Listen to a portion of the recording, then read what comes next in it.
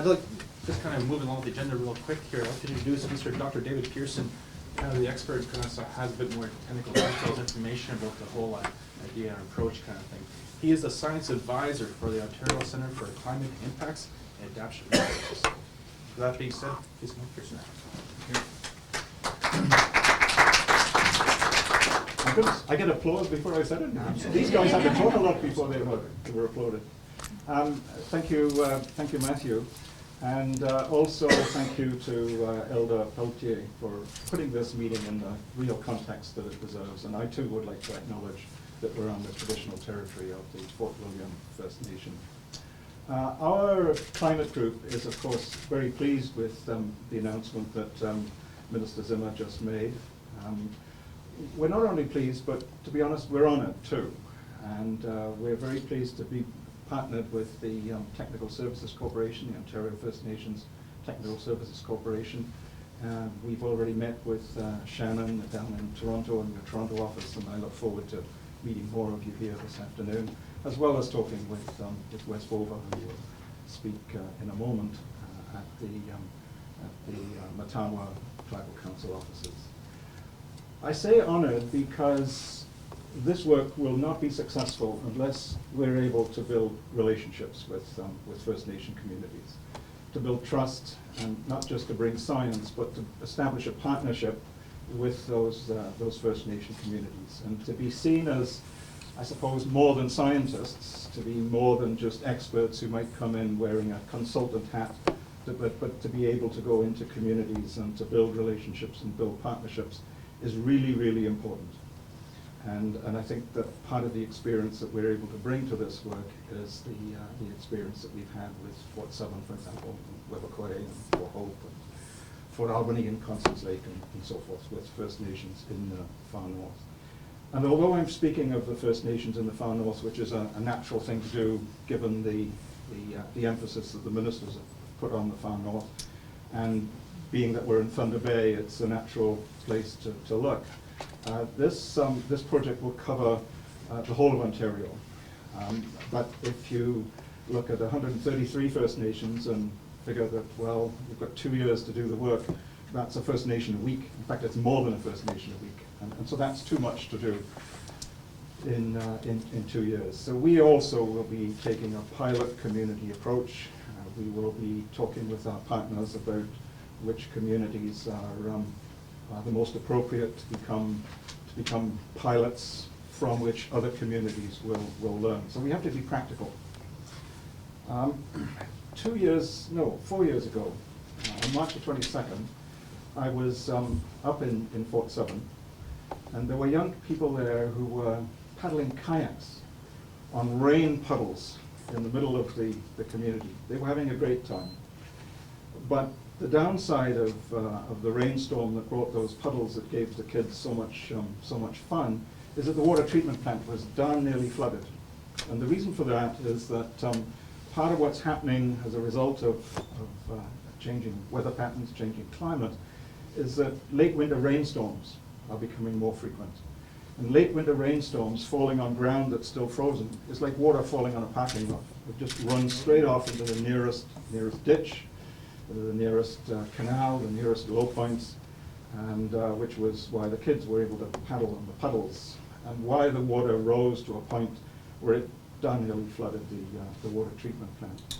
So part of adapting to climate change, and part of what we will talk about with communities, is making sure that surface drainage is able to handle those switches from very cold to very warm that are happening now more frequently and more suddenly. And part of the reason for that, we think, is that the boundary, and you need to look up rather than along the landscape to envisage this, one of the boundaries that we think is shifting is the boundary between Arctic air and what we call mid-latitude air. What was popularized as the polar vortex last winter, when somebody in Environment Canada, or I'm not sure where, popularized the term. If you could imagine the globe with a packet of cold Arctic air up at the top, and then the mid-latitude air circling around south of it, the boundary between the two is shifting. And it seems that it's not just shifting, but it's becoming more convoluted. And the reason that Fort 7 had rain when it should have been -10 or -15 is that warm air from the south penetrated in one of those waves of the so-called vortex right up to Hudson Bay. If you were to look down at Georgia and the southern United States, at the same time as Fort 7 was in mid-latitude air, they were being bathed in Arctic air. So it's not just the average annual air temperature of the globe that is changing, it's also the three-dimensional structure of the atmosphere, we think. But that's a cutting-edge research. Part of what we will try to bring to the discussion, and I want to emphasize the word discussion, come back to you and talk a little bit more about what I mean by that, is we will bring research science. We will bring research science not just in looking at the atmosphere, but also in looking at renewable energy technologies, the small-scale renewable energy technologies which complement the large-scale microgrid announcement that Minister Zimmer just made. The installation of solar panels, the more insulation in the walls of the homes of people in northern communities. Wind turbines. There was a wind turbine up in Fort 7 that unfortunately was not successful for reasons that have to do with maintenance, I think, rather than wind, back in the 1990s. So there are small-scale renewable energy technologies which are being researched by a group that works right next door to us in the very same office space at Laurentian, the Renewable Energy and Carbon Management Research Group. And we want to bring that sort of research into the conversation as well. Now, when I say conversation, I mean conversation with First Nations. The work that we've done in Fort Hope and Fort 7 and the other communities that I mentioned that has, I think, given us the insights and given us the knowledge of how to build relationships and trust with communities that I mentioned earlier. That work started by valuing the knowledge of the elders and having that knowledge collected by an elder in the community. Not us sitting there with a questionnaire and running through questions, talking to elders, but in fact finding ways for the community to gather that information for themselves. To that, we brought science. We brought our monitoring of the weather records from the very few weather stations in the far north. And we put together what we call a community narrative, the community story. And part of what we intend to do in the carrying out of the impact study is to extend that approach, having taken the approach to some First Nation groups and looked for ways of refining it, taking that approach and applying it right across the far north. And not just looking at the community infrastructure questions like drainage, but also looking at the impacts on the migration of caribou and the migration of geese and so forth, and what the impact might be of the introduction of all-weather roads, because that's obviously part of the answer to, well, it's the answer to the shortening winter road season, all-weather roads. But if you put in all-weather roads, you have to look at what the implications are for the migration of the wildlife that First Nations are dependent on, like caribou.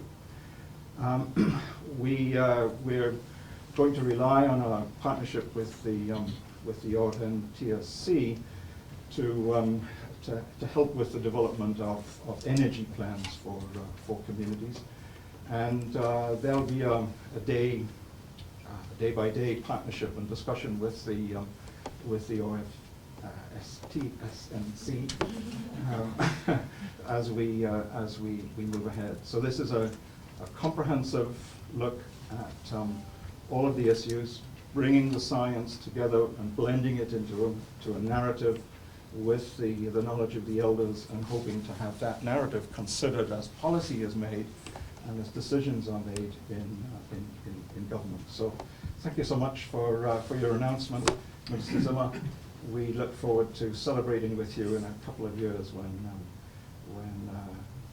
well, we'll be back in Thunder Bay, and let's just hope it still looks like winter in the middle of March and it hasn't turned into a season when the crocuses are blooming, which, to be honest, it's threatening to do, isn't it? Getting warmer and warmer.